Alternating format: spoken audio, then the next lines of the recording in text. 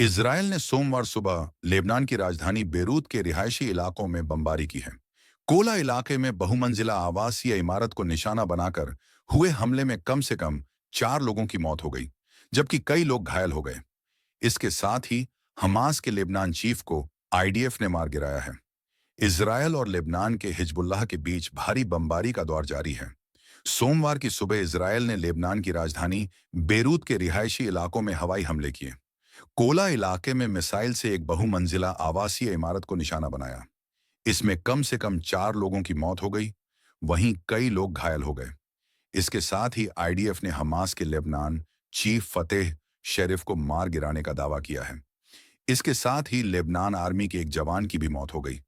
अगर हमारे चैनल पर नए हैं तो हमारे चैनल को सब्सक्राइब करके लाइक करें, बेल आइकन दबाना। आईडीएफ ने बताया कि आतंकवादी संगठन हमास के लेबनान शाखा के प्रमुख फतेह शेरिफ को एयरफोर्स के सटीक हमले में मार गिराया गया।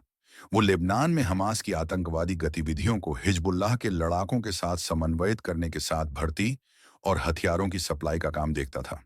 Sheriff United nation relief and works agency का मान्यता प्राप्त सदस्य था। लेबनान में उसके शिक्षक संघ का प्रमुख था। उधर स्थानीय मीडिया के मुताबिक लगभग 1 साल के संघर्ष में पहली बार ऐसा हुआ जब इजरायल ने मध्य बेरूत के रिहायशी इलाकों पर हमले किए हैं। इजरायल की ओर से लगातार हो रहे हमले को लेकर लेबनान के कार्यवाहक प्रधानमंत्री नाजिब मिकाती ने कहा कि इजरायल को रोकने के लिए उनके पास कूटनीतिक विकल्प के अलावा और कोई विकल्प नहीं है। उन्होंने एक बयान में कहा, हम कूटनीति की भूमिका पर विचार करने में एक क्षण भी संकोच नहीं करेंगे। हमारे पास कूटनीतिक विकल्प के अलावा कोई विकल्प नहीं है। इस दिशा में हम तेजी से काम कर रहे हैं।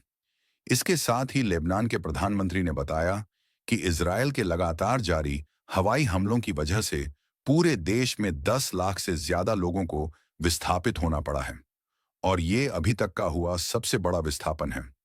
लेबनान के स्वास्थ्य मंत्रालय ने जानकारी दी है कि रविवार को हुए इजरायली हवाई हमलों में 50 से ज्यादा लोगों की जान चली गई।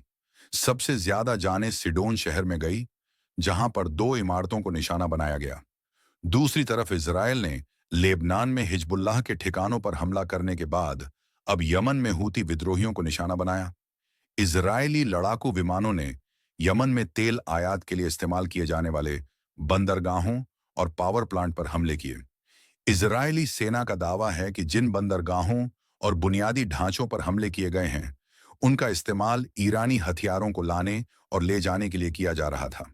ये हमले यमन के रस इस्सा और होदेइदाह इलाकों में किए गए। इसमें कम से कम 4 लोगों के मारे जाने और कई के घायल होने की भी खबर है। न्यूज एजेंसी रॉयटर्स के मुताबिक ये हमला रविवार को हुए उस हमले के जवाब में माना जा रहा है जो कि यमन के हूती विद्रोहियों ने किया था। उन्होंने तेल अवीव पर मिसाइल दागे थे, जिसके बाद तेल अवीव के अंतर्राष्ट्रीय हवाई अड्डे सहित पूरे मध्य इजरायल में सायरन बजने लगे। यह घटना संभवतः इजरायल और फिलिस्तीनी क्षेत्रों के बीच चल रहे संघर्ष या सुरक्षा चेतावनी से संबंधित हो सकती है। जब इजरायल में सायरन बजते हैं तो यह आमतौर पर हमले या रॉकेट हमलों की चेतावनी होती है। सायरन सुनने के बाद नागरिकों को सुरक्षित स्थानों जैसे बम शेल्टर या सुरक्षित कमरों में जाने की सलाह दी जाती है, खासकर यदि सायरन मध्य इजरायल या तेल अवीव जैसे प्रमुख क्षेत्रों में बज रहे हों। आपको यदि इस घटना के बारे में